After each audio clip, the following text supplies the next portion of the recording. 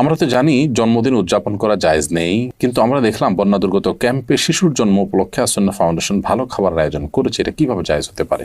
ঘুমানোর জায়গায় নামাজ পড়লে নামাজ হবে কিনা, 4 রাকাত নামাজ ভুলে 3 রাকাত পড়ে সালাম ফিরিয়ে ফেললে করণীয় কি?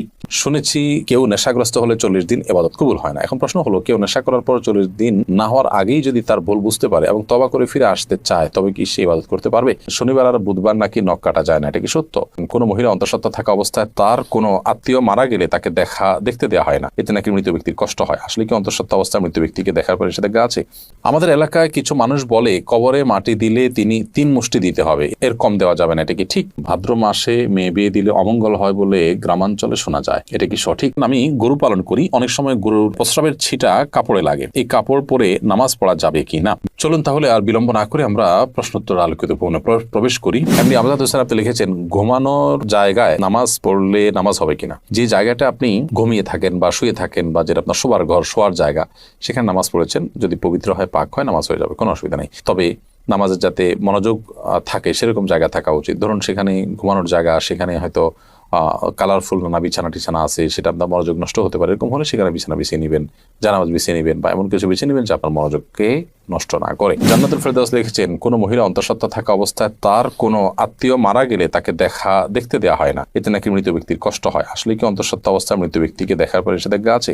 সম্পূর্ণ ভিত্তিহীন এবং কুসংস্কারের জন্য কথা। অন্তঃসত্ত্বা থাকা অবস্থায় অনেকগুলো কুসংস্কারের কথা আমরা জানি, এটা কাটা যায় না, সেটা কাটা যায় না, তারপরে চন্দ্রগ্রহণ হলে বাহির হওয়া যায় না, তারপর এই যে আরেকটা নতুন করে শুনলাম যে কোনো আত্মীয় মারা গেলে তাকে দেখা যায় না, একেবারেই ভিত্তিহীন কথা। আপনি যাদেরকে জীবদ্দশা দেখতে পারতেন, মৃত্যুর পর তাদেরকে দেখতে পারবেন। ধরুন আপনার শ্বশুর মারা গেছে, তো আপনি তাকে দেখতে পারবেন, যার সাথে আপনার দেখা দেওয়া যায় তাকে আপনি দেখতে পারবেন। অন্তঃসত্ত্বা হওয়া বা না হওয়ার কোনো সম্পর্ক এর সাথে বা এর কারণে কোনো পার্থক্য বিধানের ক্ষেত্রে হবে না। আমাতুল্লাহ আফরোজ আপনি লিখেছেন, শনিবার আর বুধবার নাকি নখ কাটা যায় না, এটা কি সত্য? নখ কাটার নির্দিষ্ট কোনো দিনক্ষণ নাই যে এই সময় নখ কাটতে হবে বা এই সময় নখ কাটা যাবে না। সারা সপ্তাহের যে কোনো সময়, যে কোনো দিন, রাতে দিনে আপনি নখ কাটতে পারবেন। শুক্রবার নখ কাটাকে কেউ কেউ মোস্তাহাব বলেছেন, কোনো কোনো সালাফের আমল রয়েছে। এর বাইরে আসলে এটাকে সুন্নাহ বা ওই দিনই কাটতে হবে এমন কোনো বাধ্যবাধকতা নেই, আর নিষেধাজ্ঞা তো কোনো দিনের জন্যই নাই। বিধায় শনিবার বুধবারে নখ কাটা যাবে না মর্মে কথা যদি কেউ বলে থাকেন, সেটি নিছকই কুসংস্কার এবং দলিলবিহীন একটি কথা। এমনি দেলোয়ার হোসেন লিখেছেন, আমি গরু পালন করি, অনেক সময় গরুর প্রস্রাবের ছিটা কাপড়ে লাগে, এই কাপড় পরে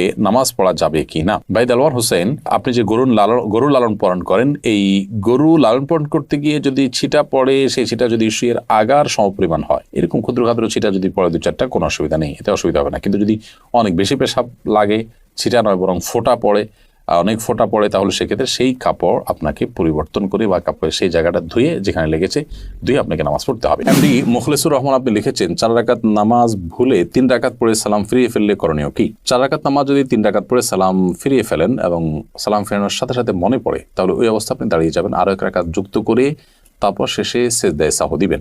ইনশাআল্লাহ তাতে আপনার সালাত আদায় হয়ে যাবে। যদি সালাম ফেরানোর পর কথাবার্তা বলেছেন, উঠা বসা করেছেন বা সালাত ভঙ্গকারী কোনো কিছু হয়েছে, হাঁটাচলা করেছেন, এরপরে আপনার মনে পড়েছে, তাহলে ওই সালাত পুনরায় আপনাকে আদায় করতে হবে। অর্থাৎ হাঁটাচলা করেছেন, উঠা বসা করেছেন, কথাবার্তা বলেছেন, এরপর আবার 1 রাকাত প্লাস করে সিজদায়ে সাহু দিলে কিন্তু আর হবে না। 4 রাকাত সালাতকে 3 রাকাত আদায় করেছেন, করে সালাম ফেরানোর সাথে সাথে মনে পড়লো বা সালাম ফিরিয়েছেন, কোনো সালাত ভঙ্গকারী আর কোনো কাজ করেননি, মনে পড়েছে, তাহলে তৎক্ষণাৎ তার সাথে আরো 1টি রাকাত যুক্ত করে সিজদায়ে সাহু দিবেন, সালাত হয়ে যাবে ইনশাআল্লাহু তাআলা। আমাদের এলাকায় কিছু মানুষ বলে কবরে মাটি দিলে তিনি 3 মুষ্টি দিতে হবে, এর কম দেওয়া যাবে না, এটা কি ঠিক? না, এরকম কোনো বাধ্যবাধকতা নেই যে কবরে মাটি 3 মুষ্টির কম দেওয়া যাবে না, দিলে কোনো হবে এমন কোনো কথা নেই। কবরে মাটি আপনি 3 মুষ্টি, 5 মুষ্টি, 7 মুষ্টি, 6 মুষ্টি, যা খুশি দিতে পারেন, এমনকি মুষ্টিতে দিতেই হবে এমন কোনো বাধ্যবাধকতাও নেই। আপনি কোদাল দিয়ে দিতে পারেন, অন্য কোনোভাবে দিতে পারেন।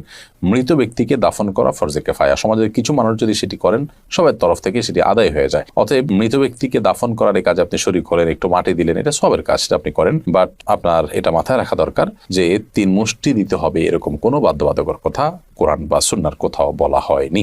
এসএইচ মোহাম্মদ আল জাবির আপনি লিখেছেন, ভাদ্র মাসে মেয়ে বিয়ে দিলে অমঙ্গল হয় বলে গ্রামাঞ্চলে শোনা যায়, এটা কি সঠিক? না, এরকম কোনো কথা নেই। বিয়ের ব্যাপারে এমন কোনো সময় বা এমন কোনো কাল নেই যে সময় কালে বিবাহ হলে কোনো প্রকার ক্ষতি হতে পারে বা উপকার হতে পারে। বিবাহ সব সময় করা যায় এমন একটি বিষয়, শুধুমাত্র হজের এহরামরত অবস্থায় বিবাহ বন্ধনে আবদ্ধ হওয়া নিয়ে উলামায়ে কেরামের ভিন্ন মত আছে, একদল উলামা ইকরাম জায়েজ বলেন, অন্য দল উলামা ইকরাম না জায়েজ বলেন। তবে এর বাইরে অন্য বছরের অন্য কোনো সময়, রমজানের বাইরে, কাটা চাঁদ বলে আপনার জিলহজ মাসে, কুরবানিদের মাসে, সে মাসে, কিংবা এই ভাদ্র মাসের কথা আমি নতুন জানলাম, তো এরকম কোনো মাসে বিয়ে করলে কোনো অমঙ্গল হয়, মঙ্গল হয় এরকম মনে করলে সেটি কুসংস্কার এবং বেদাত হবে। এ ধরনের কুসংস্কারের জন্য বিশ্বাসী হওয়া যাবে না। জোহরের সুন্নতের তৃতীয় রাকাতে থাকা অবস্থায় জামাত শুরু হয়ে গেলে করণীয় কি? জোহরের সুন্নতের তৃতীয় রাকাতে আপনি আছেন, এমন অবস্থায় জামাত শুরু হয়ে গেলে আপনি আরেক রাকাতের সাথে প্লাস করবেন এবং তাড়াতাড়ি সেটা শেষ করে জামাতে শামিল হয়ে যাবেন।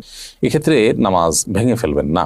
এটাই হলো ফুকায়ে আহনাফের মত এবং এটা অধিকতর শক্তিশালী। আল্লাহ সুবহানাহু ওয়া তাআলা বলেছেন কোরআনে কারীমে, লা তুবতিলু আমালাকুম, তোমরা তোমাদের আমলকে বাতিল করে দিও না, নষ্ট করে দিও না। যদিও হাম্বলী মাযহাবের উলামা ইকরাম অনেকেই বলেন যে এরকম পরিস্থিতিতে আপনি নামাজ ছেড়ে দিয়ে জামাতে শামিল হবেন, কারণ নবী করিম সাল্লাল্লাহু আলাইহি ওয়াসাল্লাম বলেছেন, ইযা উকিমাতিস সালাতু ফালা সালাতা ইল্লাল মাকতুবা, যখন ফরজ নামাজের একামত হয়, একামত হলে তখন ফরজ নামাজ ছাড়ার কোন নামাজ পড়া জায়েজ নয়, যার কারণে আপনি সেটা ছেড়ে দিবেন, এরকম মত তারা দিয়ে থাকেন। মূলত এই হাদিসের আরেকটা ব্যাখ্যা হতে পারে, সেটা হলো যে যখন একামত শুরু হয় তখন আর ফরজ নামাজ অন্য কোনো নামাজ নয়, অর্থাৎ অন্য কোনো নামাজ শুরু করা যাবে না। কিন্তু শুরু করা নামাজ যে ভেঙে ফেলতে হবে সেটা কিন্তু এখান থেকে পরিষ্কার বোঝা যায় না, অর্থাৎ এটার একাধিক ব্যাখ্যা হওয়ার সুযোগ আছে, বিধায় এটা দিয়েই চূড়ান্তভাবে প্রমাণ করা যে নামাজ ভাঙা যাবে সেইটা সঠিক নয়। আমরা তো জানি জন্মদিন উদযাপন করা জায়েজ নেই, কিন্তু আমরা দেখলাম বন্যা দুর্গত ক্যাম্পে শিশুর জন্ম উপলক্ষে আসন্না ফাউন্ডেশন ভালো খাবার আয়োজন করেছে। এটা কিভাবে জায়েজ হতে পারে? দেখুন, প্রথম কথা হলো যে শিশুর জন্মের দিনটি, যে দিনে সে জন্মগ্রহণ করেছে, এই দিনটিতে বাবা মা, আত্মীয় স্বজন সবাই আনন্দিত, এবং সেই দিনে আনন্দিত হয়ে তারা যদি ভালো খাবার খান, মিষ্টি কিনেন, এটা নাজায়েজ পৃথিবীতে কেউ কোনোদিনই বলেনি। শিশুর জন্মের দিনে ভালো খাবার ব্যবস্থা করা আর প্রতি বছর জন্মদিন উদযাপন করা, কেক, মোমবাতি সহ, যেগুলোর প্রত্যেকটার আলাদা আলাদা ধর্মীয় ব্যাখ্যা আছে। কেক কেন ব্যবহার হয় জন্মদিনে, অন্য কোনো কিছু থাকতে কেক কেন, মোমবাতি কেন জ্বালানো হয়, এগুলো নিয়ে আপনি যদি একটু সোশ্যাল মিডিয়াতে অথবা আপনি গুগলে যদি সার্চ করেন তাহলে দেখতে পারবেন যে এর পেছনের রহস্যগুলো কি। অতএব ওই জিনিসগুলো একটা, আর জন্ম হয়েছে শিশুর, সে উপলক্ষে ওই দিনে মিষ্টি খেলেন, ভালো রান্না করলেন, যে কোনো আনন্দের ঘটনাকে কেন্দ্র করেই তো আমরা ভালো কিছু খাই, সেটাকে পৃথিবীর কোনো আলেম নাজায়েজ বলেননি। দুটিকে যদি আমরা গুলিয়ে ফেলি তাহলে তো ভুল হবে, এবং সেই সাথে এটাকে কেউ ইবাদত শরিয়ার কাজও মনে করছে না। দুইটা জিনিস এখানে। জন্ম দিবস উদযাপন যেটি বছর বছর হয়ে থাকে, সেখানে যে সমস্ত আইটেমের প্রয়োজন হয় সেগুলো অগ্নিপূজকদের বিভিন্ন বিশ্বাস থেকে এসেছে, তাদের কৃষ্টি বা কালচার। আর যে কোনো আনন্দের বা যে কোনো সুখের কোনো ঘটনা আসলে তখন খুশি হয়ে নিজেরা ভালো কিছু খাওয়া বা খাওয়ানো, সেটাকে পৃথিবীতে কেউ নাজায়েজ বলেনি, এবং দুটি কখনো এক জিনিস নয়। এই পার্থক্যটা আমাদের করতে হবে। আমরা অনেক সময় এই বিষয়গুলোকে গুলিয়ে ফেলি। হাসানুল সিয়াম আপনি লিখেছেন, শুনেছি কেউ নেশাগ্রস্ত হলে 40 দিন ইবাদত কবুল হয় না। এখন প্রশ্ন হলো, কেউ নেশা করার পর 40 দিন না হওয়ার আগেই যদি তার ভুল বুঝতে পারে এবং তওবা করে ফিরে আসতে চায়, তবে কি সে ইবাদত করতে পারবে? প্রথম কথা হলো, ইবাদত তো করতেই হবে তাকে। পারবে মানে কি? ইবাদত করতে শুধু পারবে না, ইবাদত করাটা তার জন্য আবশ্যক। 40 দিন ইবাদত কবুল হবে না এই ভেবে তিনি যদি 40 দিন নামাজ পড়া বাদ দিয়ে রাখেন, তাহলে তো ডাবল গুনাহ হবে তার। কবুল না হওয়ার দুইটা অর্থ আছে।